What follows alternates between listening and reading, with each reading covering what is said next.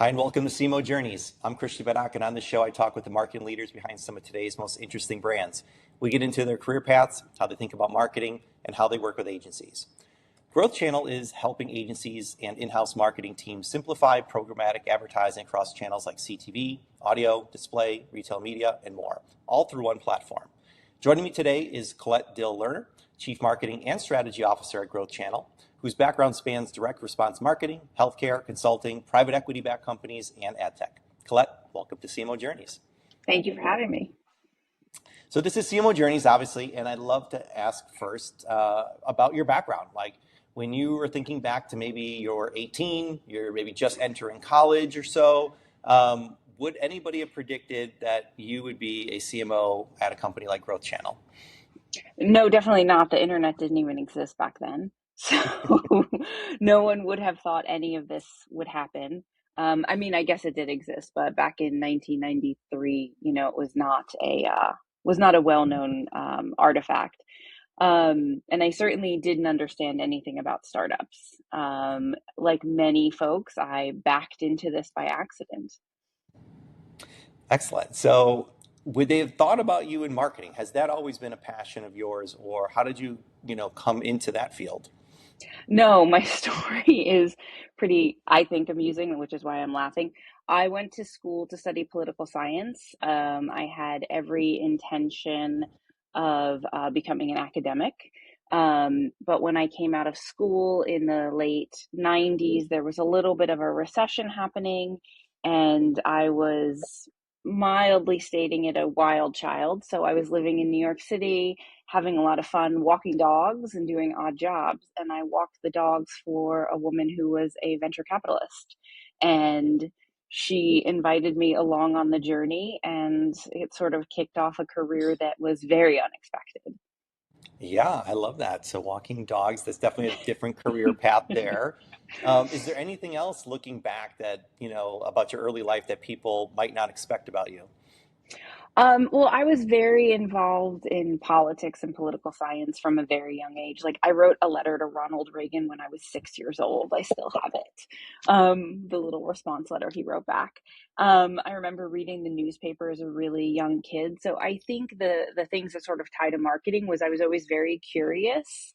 And I was always like an avid reader, like always had a book in my hands. And I think understanding human behavior is the sort of core of great marketing. And so I think from that perspective, those things kind of line up. But I certainly never thought you could spend all day talking about advertising. And once I did, I was pretty hooked. Very good. So you spent time at Guthrie Ranker, and it feels like it's probably given you a very direct response, performance orientated foundation. And I'm curious how that shapes how you're a marketing leader today. Yeah, it shapes everything. So I got to Guthrie Ranker about midway through my career. I was probably 10 or 12 years into my career at that point. And Guthrie Ranker is the maker of Proactive. And this is, the sort of 2008, I think is when I got there. I can't remember exactly. Um, so this is, the height of that brand, right? The largest direct response brand in the world, an infomercial company that was sort of embracing the internet. And I think that set the foundation for my entire career. One, because at that time, I would argue that I worked with the greatest marketers in the world, right? The people who founded that company, everyone who worked there from operations all the way through was a marketer. But also it set a deep understanding of, marketing has to be grounded in business fundamentals. And so I was never really exposed, because prior to that I was a media buyer. So I was never really exposed to a type of marketing where you talk about brand and identity and sort of slightly more esoteric kind of concepts that aren't grounded in metrics. And not that those things aren't important, I just came to them later in my career.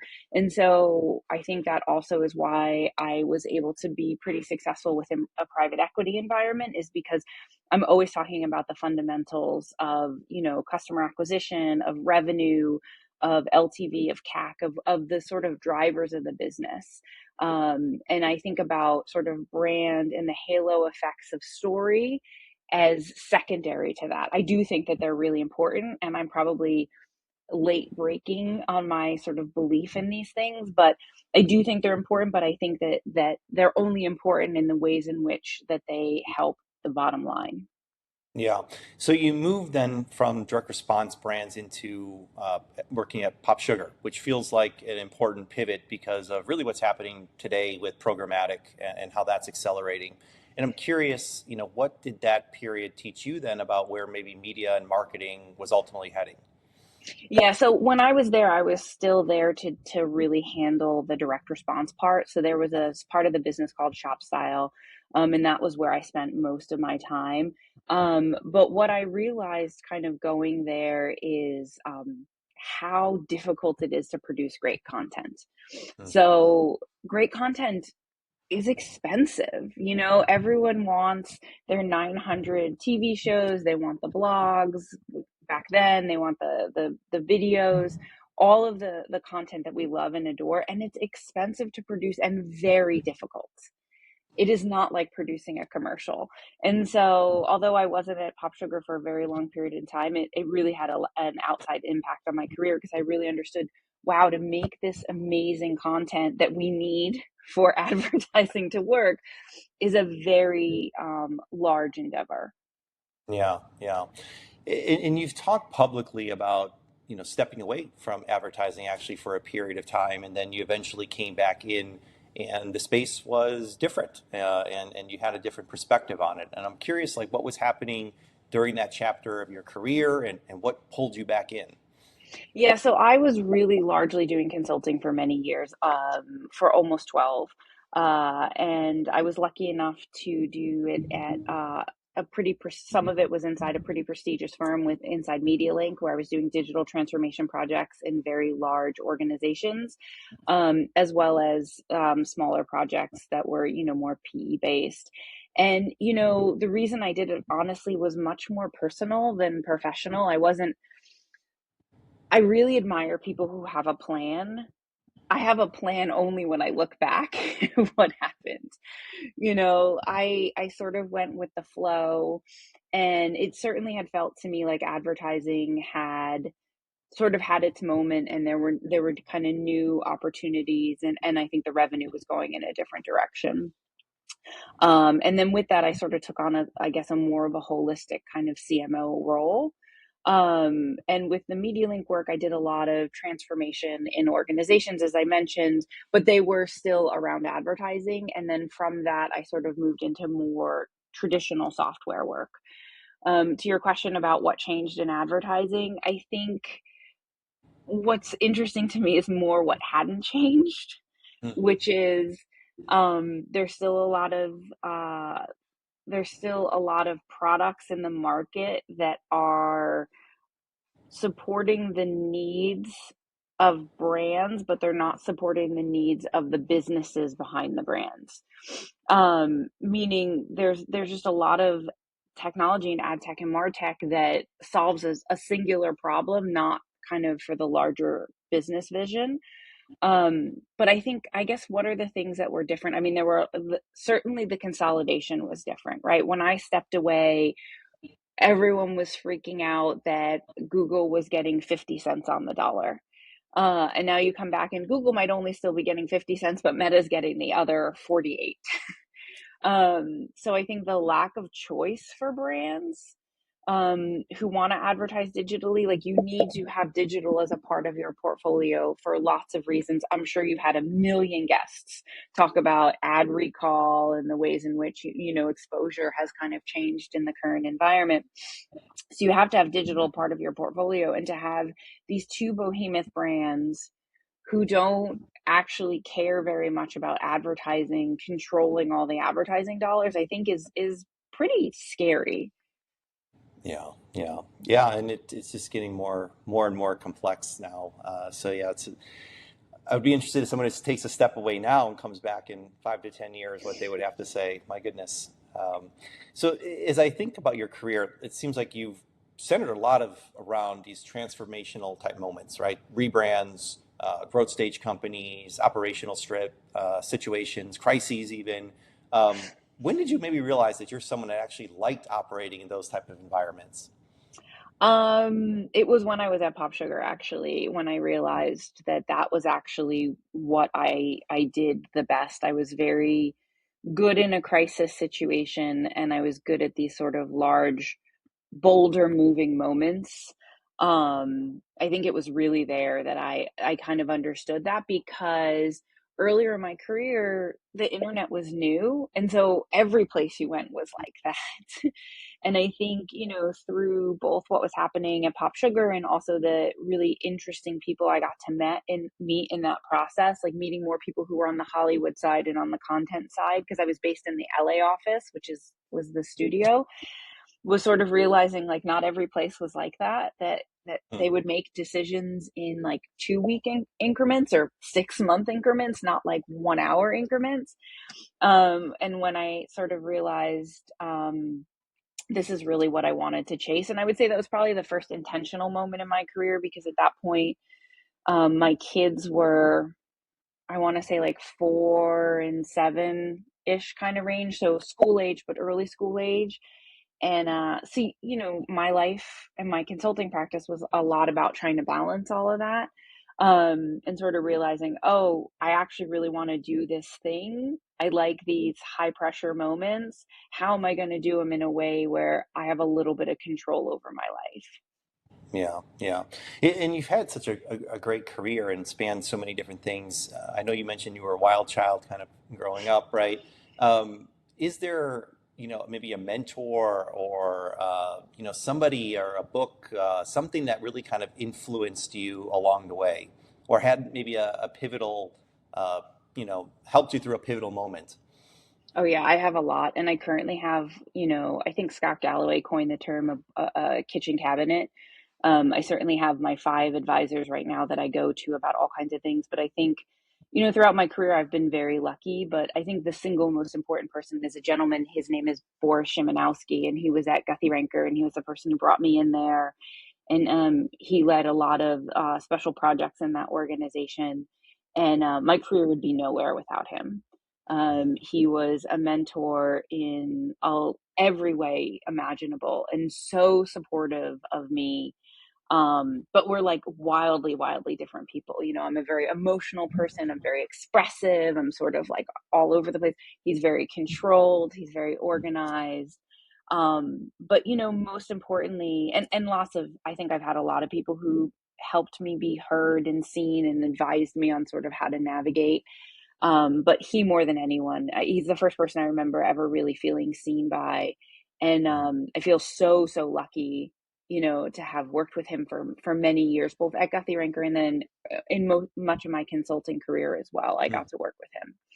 Yeah, no, that's great. We're all on this journey, and it's amazing sometimes who you meet along the way. And it sounds like you had a yin and yang almost type of relationship with him. So I want to shift gears.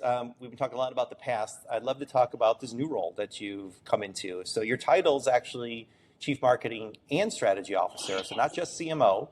And I'm curious, like, how does that change maybe the scope of what you're responsible for? Yeah, I mean, it's a pretty unusual role. And the reason I have it is because I've been a CMO. So we, sell to agencies and brands, programmatic advertising, and I lead strategy because I lead client success and all of our clients' sort of advisement on their go to markets. Because I've been in the role, right? So I have the most experience to be able to advise sort of from like the minutia of how to kind of think about a campaign all the way through to macro objectives. So sometimes a client will come to us and, they'll have the campaign and they're like, how do I present this all the way up to my board? And I'll help them kind of work through what the narrative is. Um, and it sort of allows me to both do the B2B marketing for our company, but also really have my hands on a lot of the consumer marketing, and then obviously B2B marketing our clients are doing as well. Sure. And so when I first joined the company, we're a startup, right? We're a pretty small company, and there was a need, and so I sort of stepped into the need because it was there. And then we realized it was probably a really good place for me. Yeah, yeah. So you mentioned you're overseeing not only marketing but also customer success. And I'm curious, what have you learned maybe sitting closer to that post-sale customer experience side of the business? What does that taught you? So many things. First, I think the thing that's the most salient is, most marketing folks are facing similar pressure in their organizations. And you feel like, or I have people have expressed to me that they feel like they are all by themselves, right? Because Mm, marketing teams are getting smaller. Like AI is not a place that's like making our industry bigger. And so their teams are getting smaller, the pressure's getting hotter, the costs of running marketing are not going down, right? Because that Claude license costs money. you yep, know, it might be a little bit less money than a FTE, but it's not free. And not to mention all of your other tools that you need to sort of operate in the current environment. And so these folks are feeling a lot of pressure, some of which is existential, some of which is just the reality of their everyday lives. But I have not come in contact with a marketer who's like, ugh, easy days. And there have been times in my career where, listen, when you're running digital for Proactive and it's the hottest brand on the internet and you have the most dollars to spend in remnant advertising, there are some days that are pretty easy. yeah, um and you have a lot of friends, and no one's experiencing that right now. Even my friends, that I just know through my career, who are sitting at some of the biggest brands in the world, everyone is feeling astronomical amounts of pressure. And again, this existential threat, right? Like, I had, when I was still consulting, I had a CEO that I was working for at a financial startup, and he would send me every single day tweets that he saw about why marketing didn't need people anymore. mm, And I'm like, I'd wake up at 5 o'clock in the morning, 6 o'clock in the morning to this screenshot of a tweet about how dumb my job was. I'm like, okay. you know and I feel like, maybe not everyone's dealing with that level of, tech bro, but I do think that everyone is kind of feeling it. yeah, yeah. There's a lot of fear out there. We work with a lot of agencies. They don't know where the industry is going for themselves. I'm sure, you see that. You work with both brand marketers and agencies. I'm curious, do you feel a different type of pressure coming from the brand marketers versus the agencies? What's maybe similar? What's different? Actually not. I feel like the pressure is kind of the same. I think the differences with the agencies is that they're further away from the CFO, and I think we are in the era of the CFO. Like a few years ago, we were in the era of the CTO, and I would go into meetings and you would hear CEOs say things like, well, the CTO saw this ad, and you'd be like, what? Like there's always an executive that sort of is in prominence, except the CMO, which is something we can talk about in a minute because I have a lot of strong opinions about it. But right now we are in the era of the CFO, which makes sense, right? Capital is no longer as easy to acquire. And I think agencies have a lot of understandable concern that they're really far away from the CFO. Yeah, yeah, yeah. We hear that all the time from the interviews that I have here about how their CMOs are really needing to learn how to form that alignment, with the CFO, and sometimes it's more challenging than others. And I don't think agencies sometimes even realize, that they think everybody's a big kumbaya at these brands, and they don't necessarily always realize that sometimes they're at odds, and the CMO is fighting for budget and their job just as much as anybody else. So it's interesting.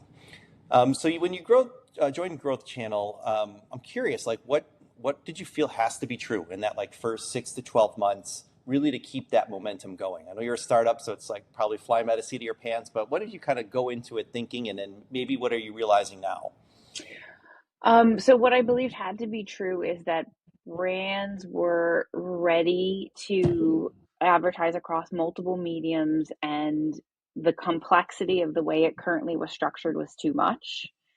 I think the other thing I had to be believed to be true for this particular company is that people were not going to stop advertising regardless of what was happening in the larger economic environment. Because I think we've gone through phases, right? Like when you've been doing something for almost 30 years, you start to see a few patterns. And I think, there what I'm not seeing is a pattern of folks withdrawing all of their advertising spend.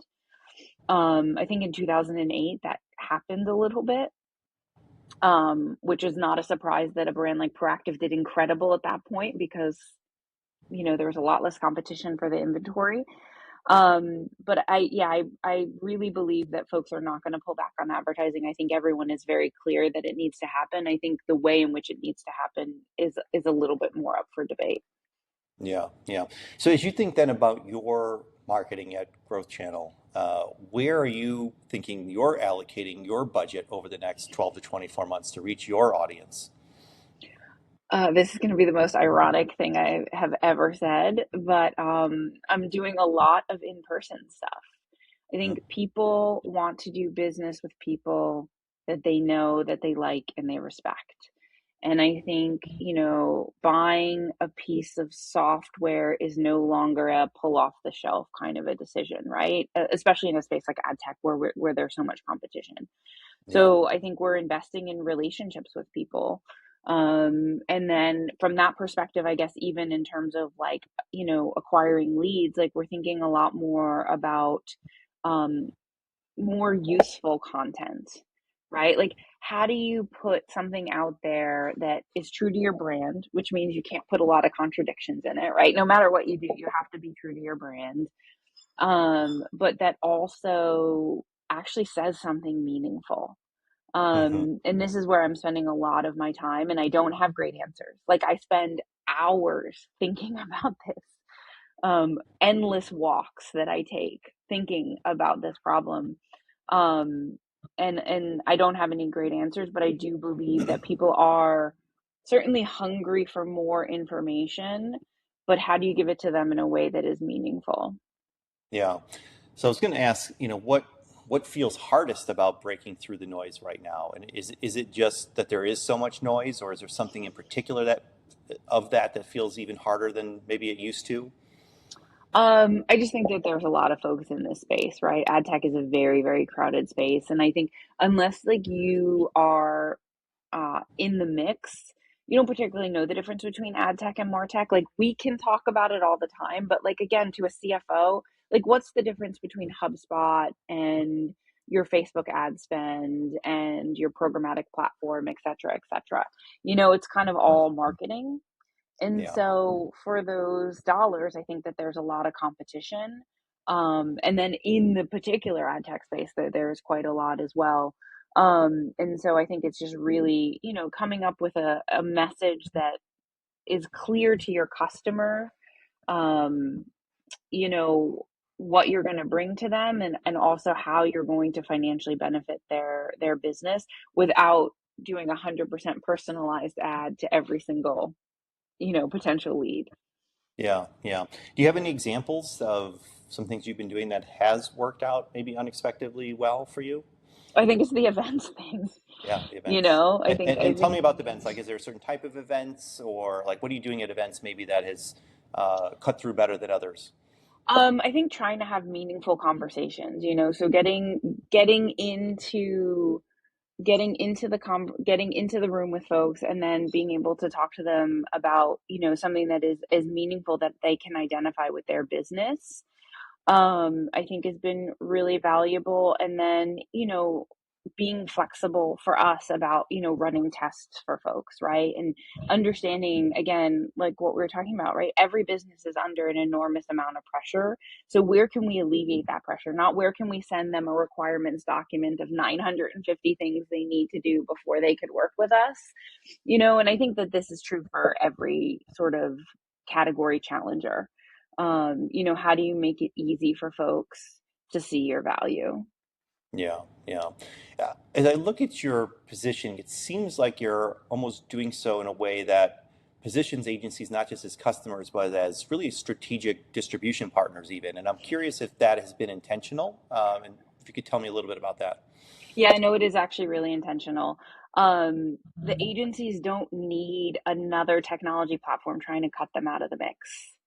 The biggest ad tech platform is the Trade Desk, right? And they have one, been very effective at not doing that. But I think also what they've done is they've really exposed why that was a problem for the agencies.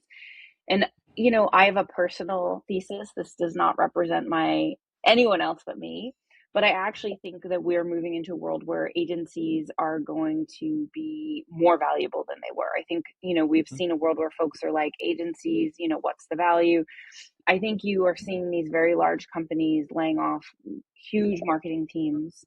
I don't think the CFO is going to be very interested in insourcing for a while. So I actually think agencies are really primely positioned to do well in sort of the next few years, as long as they can provide the services that these CMOs need, and that those services include things like high quality reporting. I think that the agencies will be very successful. And so for us, yeah, I think agencies, you don't need the people that you're selling to thinking you're going to go around them all the time. Right. And I think a lot of ad tech companies have made that mistake. Yeah. So, obviously you guys are more in a startup mode, but how do you think about then what capabilities you're going to be building internally there versus ones where maybe you're going to be leaning on agency partners for? I mean, we just ask them. It's amazing what listening will do, right? You just need to ask your clients and the people you want to be your clients, what do they need? Um, you know, Resourcing and all those things, luckily that's someone else's problem. I only have to dream. But yeah, I think the answer there is very, very simple. People understand what they need for their business. Yeah. And do you feel there are certain, I guess, uh, let me take a step back. So, how important would you say then specialization of agencies is going to be moving forward versus, say, full service capabilities? What's your perspective on that? Oh, that's an interesting question that I have not pondered much of. This is usually where I get myself into trouble where I freestyle, so we'll see. Let's Um, go. I think some of it's going to depend on who you're targeting, right? But I think probably if you're going after mid-market, you're going to need to be a full service agency, right? Because again, thinking about, I mean, I'm like completely shooting from the hip, but if I'm thinking about the persona of a CFO, like my experience with CFOs as a CMO is, not to stereotype all of them, but almost all of them that I've worked with, they like things organized, they like things to be linear. And so I think the more partners you put into the mix, you're probably going to be causing more headaches for yourself. So I guess I would say, yeah, if you're going after the mid market, you're going to probably really want to be able to provide services all in one.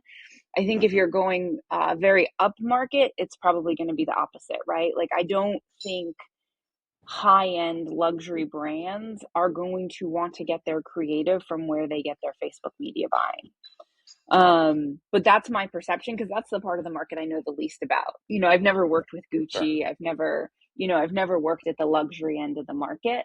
But I would say in the middle of the market, it's going to be making these CMOs' lives easier. Yeah. And then, what about AI? Where do you think AI could, in theory, maybe replace agencies and maybe where you think it just won't? Okay, start with where it just won't. And I was just working on some content for my LinkedIn about this. It is not going to replace creative. I know everyone says it's going to create creative, but that's people who don't actually work in marketing. Creative production and creative are not the same thing, right? And I think you and I have participated in a conversation previously that was similar to this. AI can generate ideas that it has data historically to look at, which means it's not creating anything net new. It's not predicting that 1990s hip hop skateboard fashion of oversized jeans that only urban teenagers wore was going to make its way back, right? Like none of us can predict I'm referring to barrel jeans for those who are not. um, the AI is not making that prediction. It's not making decisions about style. What it can do is operationalize, I think, things like production of assets, right? I think it can operationalize the continuation of media plans once they've been tested. But if I could be certain of only one thing, and I'm certain of a lot of things, but if I could be certain of only one thing in my life, it's that humans are unknowable. If we understood humans, every one of us would be making viral videos. We would all be knocking it out the gate. We would never say something stupid. We would never humiliate ourselves. We would never, ever, ever launch an advertising campaign that doesn't work. But anyone who's been in the space more than 2 years has done that, right? Like humans are unknowable, even by our own selves. Like we don't know why we make decisions. We put together these huge panels of data to in focus groups, and it's like, why did you pick this button versus this button? And they're going to give us an answer. But I do not believe that that answer is truth with a capital T most of the time. Yeah. And so AI can't replicate that. It can't replicate the testing of a campaign. It can't replicate the trying the wild idea. It cannot also react to external forces in the zeitgeist unless you program it into the system. And so, and I don't know that we know which things are going to affect, right, us, as I mentioned. So I don't think AI is going to be good at doing any of those things. I think what it will be good doing is production level work.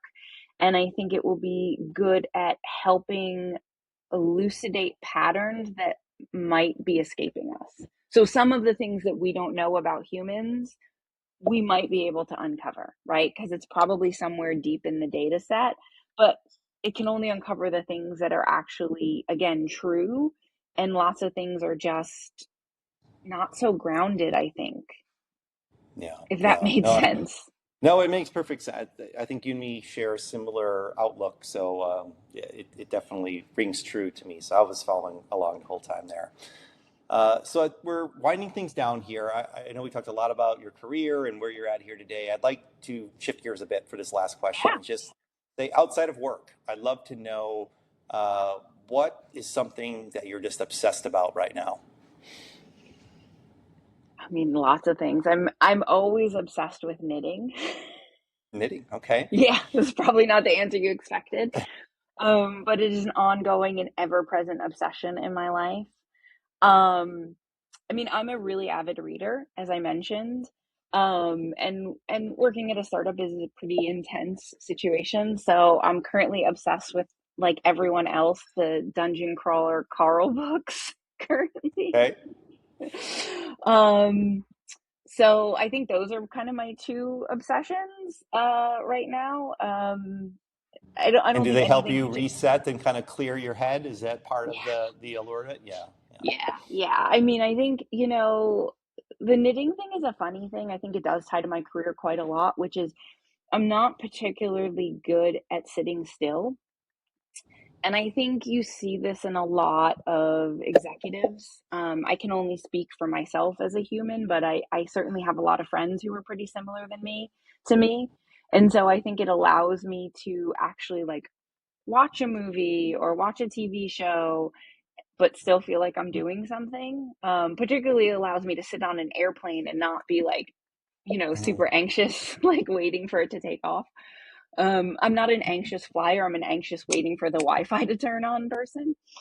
Um, so yeah, I do think it helps me relax a lot. And I certainly think, reading books that have nothing to do with anything in real life. Like I'm not currently in a universe where I want to read a book about advertising or the internet or geopolitical conditions. I'm like, yeah, let's talk about an alien dungeon and a guy wearing boxers, like as far away from reality as you can get.